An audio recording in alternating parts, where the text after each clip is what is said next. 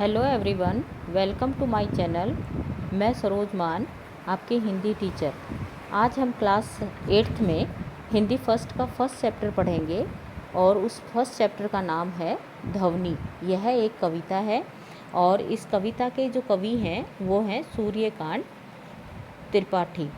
इसके अंदर कवि ने बताया है कि वो काव्य जीवन का अंत समझने वाले आलोचकों को कड़ा जवाब देते हुए देश की युवा पीढ़ी को जगाने का प्रयास करते हुए इस कविता के बारे में बताते हैं।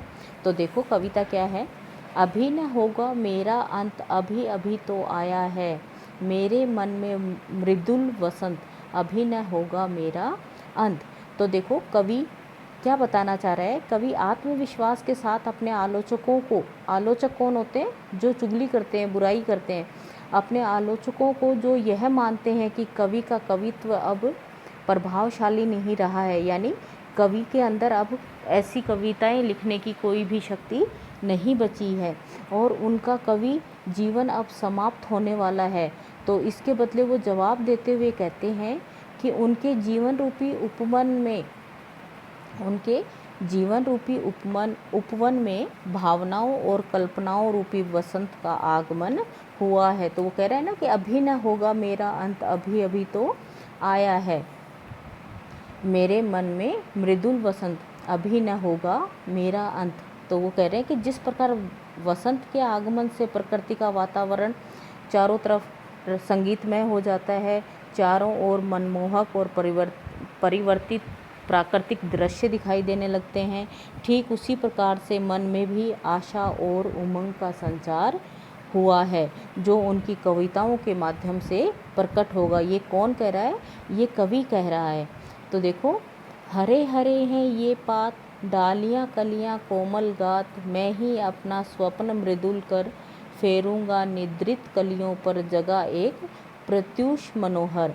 तो कह रहा है कि जैसे वसंत में प्रत्येक पत्ता हरा, डालियाँ कोमल और कलियाँ अधखिली होती हैं और वसंत उन कलियों को अपने सपनों जैसे मधुर और कोमल हाथों से जगाकर नए सवेरे का आरंभ करता है, उसी प्रकार से कवि भी अपनी कविता में नए नए ओजस्वी विषयों के माध्यम से युवाओं में उत्साह का संचार करके उन्हें आलस्य से जगाकर वह सही मार्ग पर लाकर एक नई आशा से परिपूर्ण भविष्य का निर्माण करेगा और जिससे कि वो अच्छे रास्ते पर हमेशा आगे बढ़ते रहें। तो ये युवाओं को, युवा पीढ़ी को जगाने के लिए ये इसमें कविता के अंदर बताया गया है।